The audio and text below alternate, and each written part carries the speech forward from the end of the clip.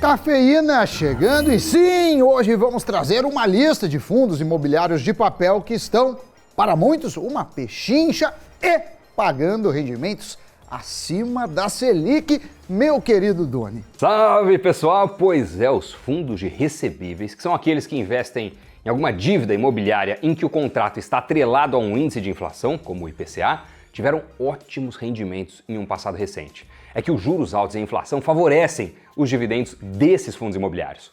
Por outro lado, tivemos também 3 meses consecutivos em que o IPCA foi negativo.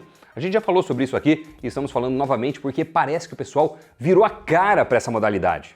E isso não deveria ser bem assim.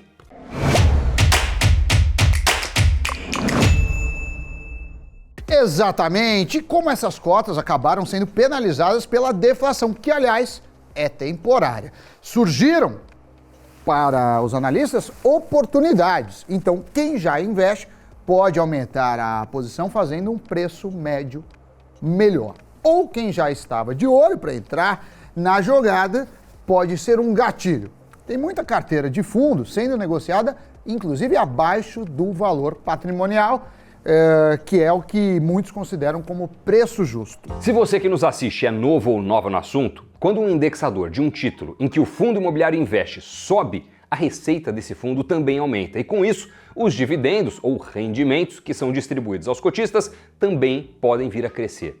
Os FIIs de papel, como são chamados, têm na sua carteira, na grande maioria das vezes, certificados de recebíveis imobiliários, os CRIs. Eles são títulos de renda fixa usados por empresas para captar dinheiro no mercado financeiro. Então essas empresas levantam capital e em troca pagam uma remuneração. E claro que, diferente dos CDBs, os CRIs estão atrelados a projetos do setor imobiliário. De maneira simples, essas empresas colocam nesses CRIs desde as receitas provenientes de aluguéis como parcelas de vendas de apartamentos. E daí, Doni, os investidores compram esses títulos, podendo estar entre eles grandes fundos imobiliários. E com um cenário macroeconômico crítico, de Selic alta e inflação, quem investiu em CRI ganhou dinheiro. Claro, Doni? Isso se não tiveram problemas com inadimplência, E no cenário oposto, quando o indexador desse tipo de papel cai, a receita do fundo também cai. E isso reflete nos dividendos. Trouxemos o melhor dos mundos, os fundos que estão com as cotas descontadas e que ainda assim pagam dividendos acima da Selic, que se manteve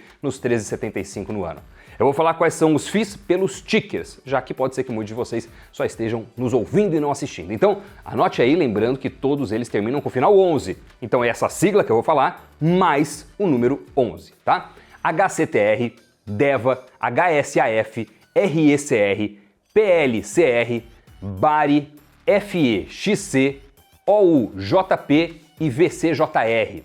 A lista aparece na tela e a gente vai deixar também na descrição desse vídeo. E aliás, aproveitando, você que assiste a gente e ainda não é inscrito ou inscrita, é de graça, mas dá bons rendimentos de conhecimento. Aperta o botão de inscrição no nosso canal Invest News, já tem e vai ter muito mais conteúdo que eu tenho certeza vai te ajudar na construção de um sólido e próspero futuro financeiro para você. Para essa lista foram considerados apenas aqueles FIIs de papel listados no IFIX, que é o índice de fundos imobiliários. O preço sobre o valor patrimonial deles está abaixo de 1, o que quer dizer que está abaixo do valor patrimonial.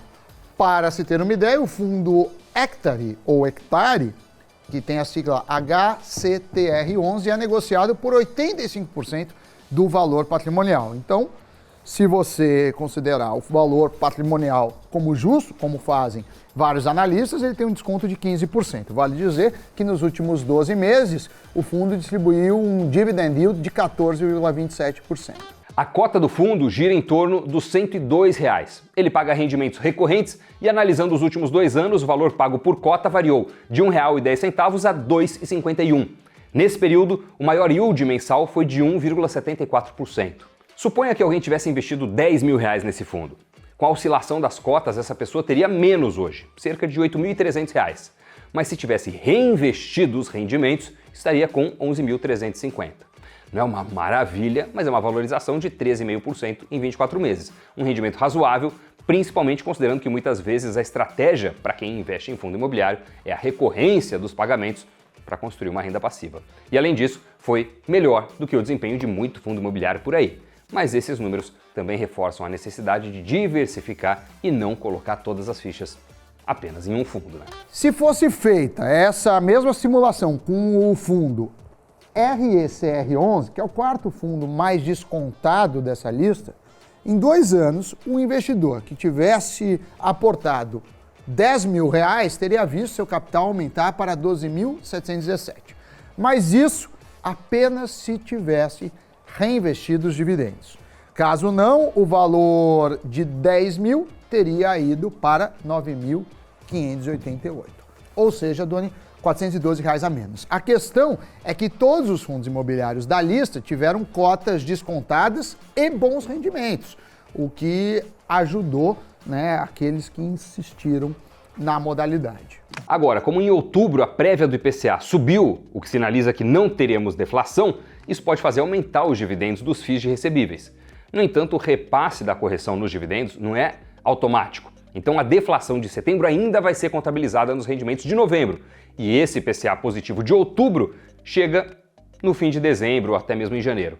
É por causa desse cenário que analistas ainda seguem mais cautelosos, já que dividendos pesam e muito na tomada de decisão de quem investe em fundos imobiliários. Tanto que, segundo uma pesquisa da Brain Intelligence, 92% dos que investem em fundos imobiliários são atraídos pela renda mensal que cai justamente na conta. E esse motivo supera até mesmo quem se atrai puramente pela valorização das cotas. Outro dado é que os fundos de papel são os preferidos.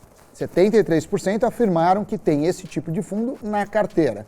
Os de logística vêm logo na sequência em relação à preferência, seguido do de lajes corporativas. Agora, apesar de muitos acreditarem que o pior para os FIIs de papel já passou e que tem sim muitas oportunidades no mercado, não dá para descartar novas quedas nas cotações, justamente pela dinâmica que a gente explicou aqui sobre essa classe de ativos. Mas e vocês? Qual o tipo de fundo imobiliário que possuem na carteira? Papel, tijolo, híbridos? E o que mais atrai na modalidade são os rendimentos mensais pagos?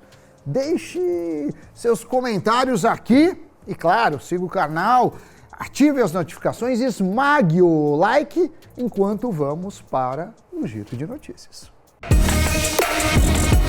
O JP Morgan baixou a recomendação das ações do PagSeguro de acima da média do mercado para neutra. Os receios quanto à taxa de juros se manter alta por muito mais tempo foi citado pelos analistas do banco americano. O movimento é o mesmo do Goldman Sachs, que citou em relatório maiores despesas e receita mais fraca da operadora de pagamentos. A União Europeia vai renovar seu compromisso ambiental em acordo com o Mercosul. A proposta, que está em fase final, vai especificar como implementar as promessas de desenvolvimento sustentável com o Brasil, Argentina, Uruguai e Paraguai. As negociações serão iniciadas em janeiro.